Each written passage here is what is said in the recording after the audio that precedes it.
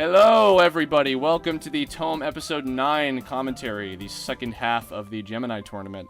I'm Chris Niosi, creator, writer, animator, blah, blah, blah, everything of TOME, and the voice of Kirbopher. And I'm very, very happy to say, for the first time, I believe, ever, we have all of the main character actors in the same place together on this commentary. So would you guys like to introduce yourselves? I'm Blake Swift, ShadyVox. I do the voice of Alpha, and I am also the sound effects designer for TOME.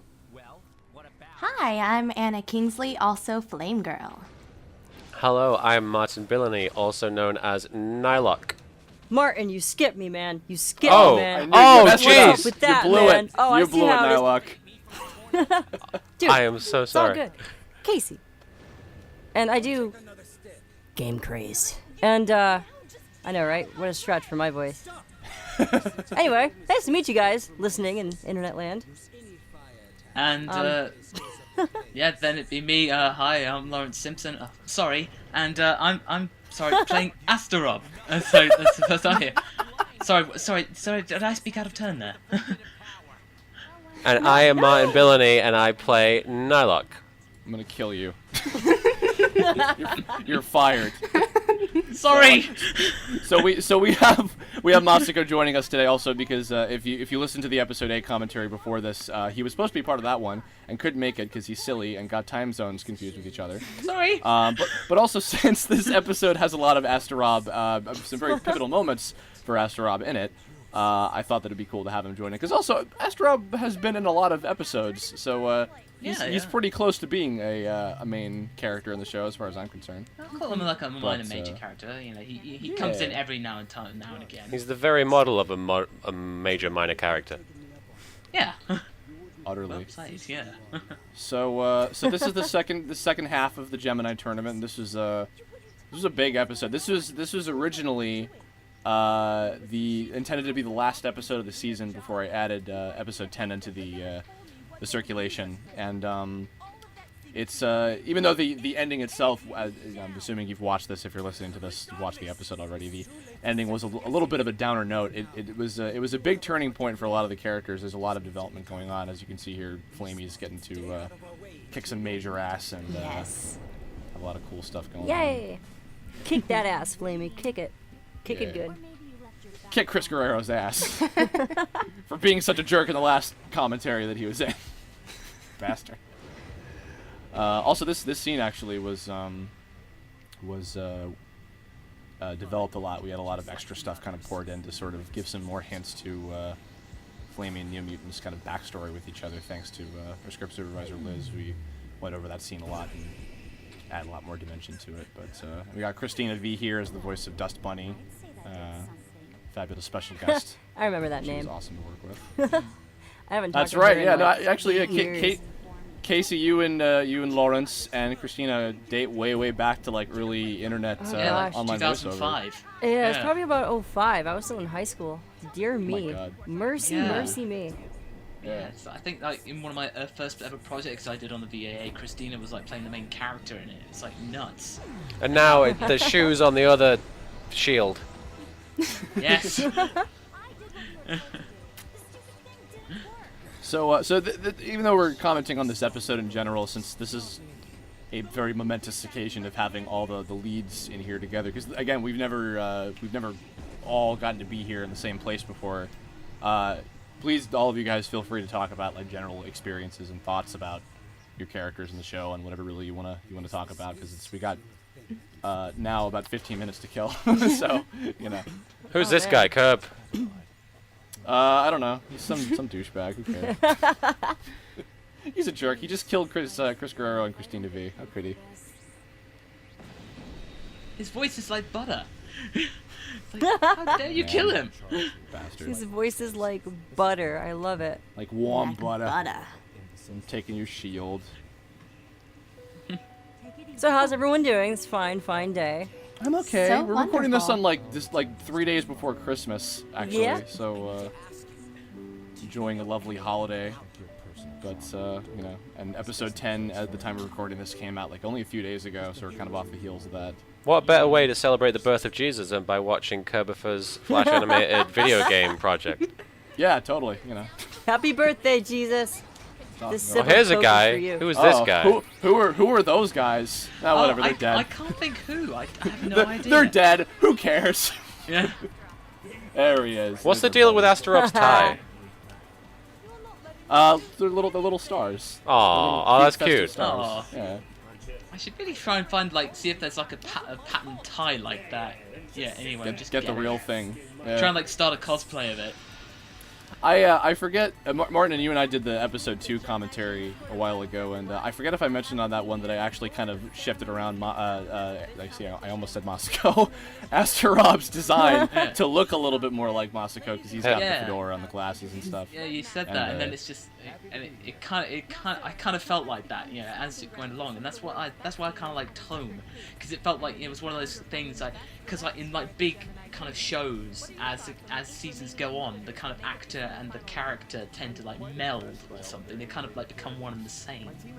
You know, with those sideburns, you kind of look like a young Noddy Holder, Masako. Yeah. Eventually it's just gonna, and that's why with Goku sometimes it's Christmas. I'm building my inner speaking of Dragon Ball Z characters, also we have Kyle Hebert in this scene, who was lovely to work with, super good guy, and fantastic as the webmaster. Did you actually direct him in this? I did, yeah. And he was great. I mean, he basically one-taked everything. That's pretty cool. When you've been doing this for 15 years, I mean, that tends to happen. So yeah, he was fantastic, and he was so into the project too. I remember actually because I cast him as webmaster many years ago at this point. And I think he thought that the webmaster was going to show up in episode 5 or something. So when 5 came out over a year ago at this point, he was like, "Hey, did you get somebody else to voice my character? Or I don't know what happened." And I was like, "No. Hey, you're still going to be in it. You're not showing up until episode 8." And I was like, "Oh wow, he actually cares about this stupid internet cartoon." No, it's really bizarre. I remember that you had a tweet going with Ben Diskin, and I was like, of course I know that voice actor, and he apparently is a fan of the show, which kind of blew my mind. Yeah, he might be. Ben, if you're listening to this, you're awesome. Yeah. Hi, Ben. Great guy. Hey, Ben. Diskin. I was just playing Tony Hawk, and I heard you, and I punched your character in the face. Sorry about that, but you were great, dude. You were seriously awesome, and back to the show. No, it's weird. I met Ben one time, and actually really, he knew who I was. He just That's he said, so "You bizarre. sound familiar." He just went talking with him. It's nuts. It's just really crazy. Yeah, he's a nice guy. Martin got to go see Pacific Rim with him. I did. Aw. He's visited a few times. He just bought me pizza the other couple of weeks back.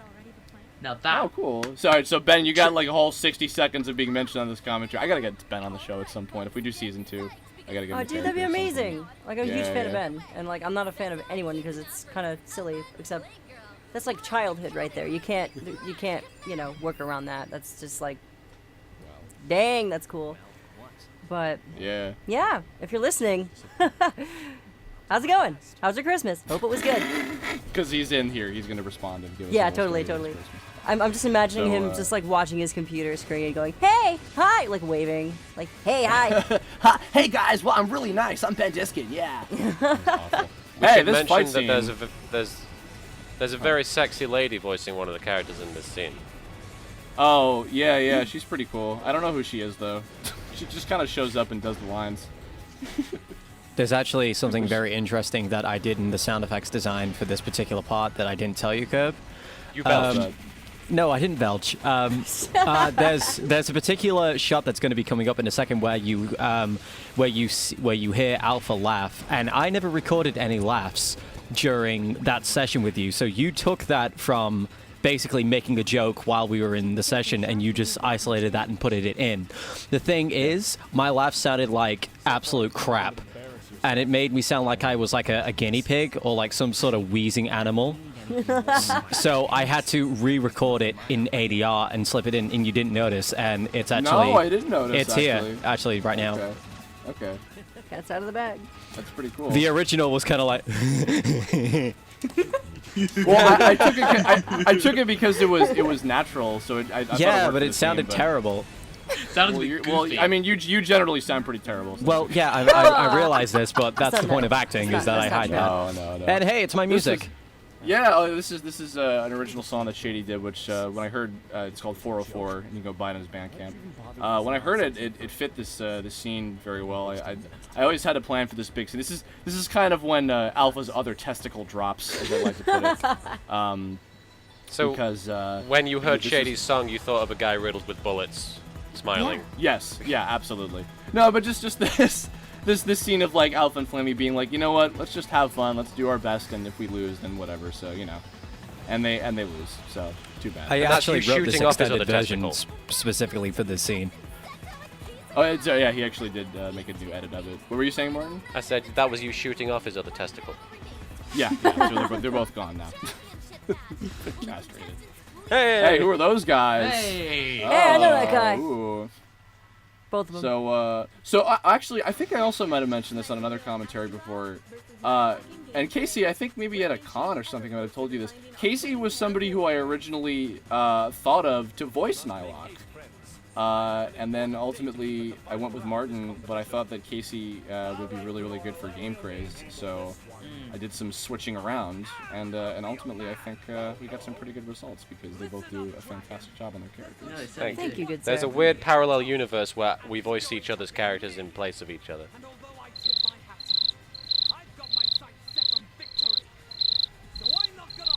Uh-oh, is he cutting out, or am I cutting out? No, we're good. Don't worry about it.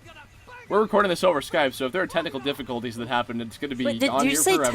tentacle difficulties? Yes, technical difficulties. That is awesome. Go on. Go on. The technical difficulties that also completely had us skip over Moscow's big moment Go of doing it. Oh yeah, no, it's like my rite of passage speech. God. Hey, Curb. Go on. No. Please. Will not go on. Oh, also, little quick story, because, well, I forgot to mention this on the last commentary, too. So, JonTron, as the voice of Sniper Wheel here. So, funny story about that. He obviously he played the character in the earlier episodes. And between the end of episode 4, where Sniper Wheel had a quick little scene in there, and recording for this episode, as many people probably know, JonTron kind of exploded in popularity over the course of a year. And he became very, very tough to get a hold of. He was super, super busy with a million things. And he said he wanted to come back and voice Sniper Wheel for the tournament when I put it out to him, but it was tough to get a hold of him. And I had to move forward with production, so I actually had a friend of mine record basically a scratch track for all of Sniper Wheel's lines. And let's behold Moscow's Kamehameha. That was for you. If it's gotta be me, it's gotta I insist there has to be a line where I have to scream.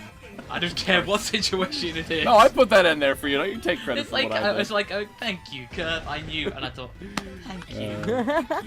But yeah, just end of that story. I had another actor fill in for Sniper Wheel for this episode originally, and then I towards like the 11th hour of production, I had I ran into JonTron in Penn Station in New York, and I was like, "Hi, I've been trying to get a hold of you for like half a year." And he's like, "I'm so sorry." And then we recorded like 2 days later, and he did an awesome job. So I was really happy to have him back in there, and the cast was able to That's cool. stay consistent. And we were able to defeat him, Casey. Yes. So now, if any of you were ever wondering what it'd be like if Little Karibo fought against JonTron, there you go. It feels so weird to hear that voice outside of the actual show. Yeah. Yes, and it was an honor to be able to be, basically take the load of JonTron's character. Well, no, you didn't get the load of. Well, no, I guess you did get the load, and you shot it back, and you couldn't handle it, and then JonTron got bitch slapped off like by Casey is what happened. But no, it was a pleasure. Sorry, John, if you're listening. Sorry, dude. So, don't be hating. So Casey, well, GC is kind of, I think he's basically had his last line in the episode already, but GC is not a type of character you often get cast as and stuff, so do you enjoy getting to do stuff like that? Well, people always typecast me as that, person with a really high voice for some reason. I don't know why. It's weird. I don't know why. It's just so strange. But, when Kirbopher came up to me, he was like, "Hey, this is the character for the show, blah, blah, blah. Let's try out some voices." And I just kind of came up with I tried to be as deep as I could for like the first few episodes, and I don't have a deep voice, so it's not the easiest thing for me to do, but it was different and it was a lot of fun. And I think over what, 2 years almost? 2 years? Yeah, now? 2.5 years at this stage. Yeah, Jeez, wow. yeah. It's been a while. We've kind of really grown into our characters and found our voices definitely a lot more comfortable with it now. Because before, you're like, oh god, we got more Gamecrazed to record. I'm like, no! Because it hurts my throat. I can't go super deep. I almost went into like Kermit the Frog voice there when I said no. I was like, no, son of a bitch! You know, I gotta say. Oh, I'm sorry. I'm not supposed to swear in this place, am I? Sorry, no, kids. No, we've been swearing. I gotta say also, because you just reminded, I was about to say this for you, but it really applies to all of you. All 5 of you guys, yes, all 5 of you guys have really tremendously grown as actors. Not solely because of the show. I'm not taking credit for it, but just it's been. I mean, I'm saying it's been great to like see all of you guys really like progress and get better and better at doing voiceover, and I mean, like, you know, each of you guys have gotten to do like, you know, some professional gigs and, you know, doing stuff for like anime and video games, and it's really incredible, and I'm super proud of like all of you, like, seriously. So You helped me learn how to scream. I did. I mean, seriously, and I like in particular like Anna and Anna, like you were totally new when I found you, and you've grown so much, and Martin, you've like super come out of your shell with like self-conscious and recording with people. You've always a pleasure to direct and work with, and you know, and Masako, you too, same thing. And Casey, you've always been good. You're just kind of just now getting the recognition that you deserve for your work. Yay! Yeah. And Shady, you just suck. Just get the hell out of here. I know, it's okay. Shady deserves most credit because he put so much work in. So I'm gonna clap for him right here. Well, the same goes for you, Kerb. Yeah. Honestly, You say that as I'm screaming. I mean, here you are giving us credit, and it's like it's Kirbopher who's like deserves the biggest. Oh god, there's a gun in my head. Okay. Anyway. Kerb, you deserve the most credit. Because look what we're watching. This is all because of you, man. Needs to make a decision. Yeah. Right. It's like you're a hard worker. It's like 99% you, 1% us. I don't know how I did this. Like, I honestly have no idea how I did this. You just did it. You just You zoned just- out and just focused and did it. You just like pooped it out, I guess. No, you didn't even poop it out poops. because no, this is... I pooped it. No. This is the best poop I've ever seen, man. Oh, Oh no, the video froze. Yeah. Oh man. it's lagging. There's those technical difficulties. Oh wait, there's Edwin Tiong. I love you, Edwin. There's another old school VAA guy that you guys know. This gag. Oh. The buffering. You got me last Yeah, time I when I felt first that seen that, too. by the way. Another couple shout outs here too to again Jackie, who did Yay. and Kira, who did Forever. She's so fun. Wait, Kira Buckland? Yeah, she's the answer. She's the pink haired one. Rena-chan! Casey, don't start giving me like wartime Brawl Toms flashbacks. In some alternate universe, Kirbopher is in this universe, Kirbopher has been destroyed and is out of the tournament, and in some alternate universe, Kirbopher is dead, like after hitting a car or something, jumping out a window. Oh Lord. So also, I'm gonna address something real quick because a lot of people didn't quite understand what I was going for with this ending, and I don't like to explain stuff so directly because I feel like it should be up for interpretation, but kind of the point of what I was going for with this is that Nylocke felt like he won, and but he didn't feel like it was a satisfying victory to just, you know, have it be something that like wasn't genuinely fun for both of them, and the fact that Zeta was kind of, you know, losing his cool and just taking it way too seriously and etc. You know, because Nylocke is just, he loves this game, and he takes it seriously in a way of like it's something that's very meaningful and like joyous to him, because that's what he's all about, and you know, and he felt like what Zeta was doing was like a disservice to this game that, you know, has brought all of them together and everything. So Also, that's why. Also, he remembered that he left the kettle on, so he had to log off and go get a cup of tea. Yeah, he had dinner to take care of, you know, etc. He had a hot date that night, probably. And also, another big shout out. John Robert Matz did the jazz instrumental for Battle On, our theme song. I just realized that like Nylocke's from England, right? Yes, he is. He's probably playing this at like 3 in the morning compared to everybody else. Yeah, I who's used to playing think it. about the that's whole true. time zones between everybody. I used to think That's about true. that. Like, everyone's always on at, like, weird hours. Technically, yes. Yeah, they're all at different hours between each other. So yeah. They're all just super dedicated. I like to think that They are, Nylocke they just are. never sleeps.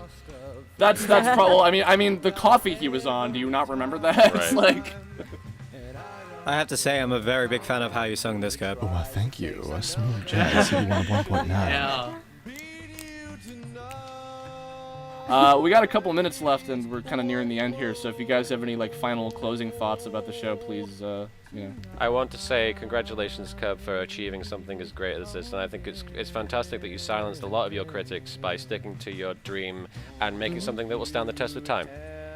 Yeah, and I'd like to just say that I simply enjoyed my time with Tome.